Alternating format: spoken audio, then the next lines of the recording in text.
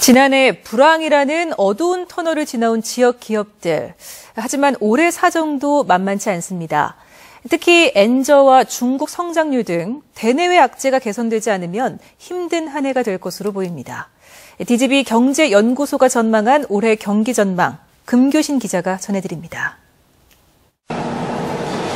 일본으로 한국 음식을 수출하고 있는 성서공단의 이 업체는 지난해 엔저 현상으로 혹독한 시련을 겪어야 했습니다. 납품량은 40%나 늘었지만 달러로 환산한 수출액은 전년의 100만 달러에서 15%나 줄어든 85만 달러를 기록해 큰 환차손을 본 것입니다. 달러 대비해가지고 엔화가 지금 이제 좀 폭락 속도가 가파르다 보니까는 조금 기업 입장에서는 그런 환율에 대한 전략을 좀 구상하기가 쉽지 않은 상태입니다.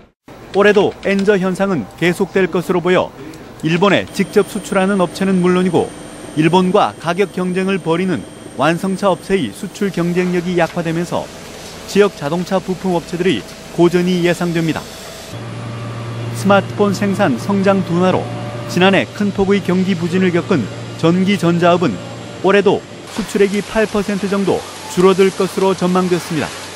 특히 중국의 올해 경제 성장률이 지난해보다 0.4%포인트가량 감소할 것으로 전망돼 중국 의존도가 큰 지역 기업들이 직격탄을 맞을 것으로 보입니다.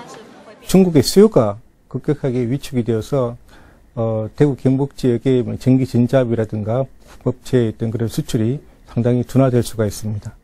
최근의 유가 하락도 장기적으로 지역 경제에 악재로 작용할 가능성이 높습니다.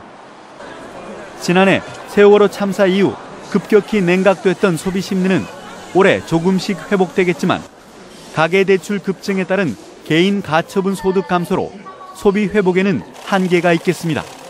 올해에도 지역 기업이 직면한 내외부 환경이 개선될 가능성은 낮아 보입니다. 이 때문에 지역 경제 성장률과 실질 임금 인상률이 지난해와 비슷한 수준이 될 것이라는 전망이 설득력을 얻고 있습니다. MBC 뉴스 금교신입니다.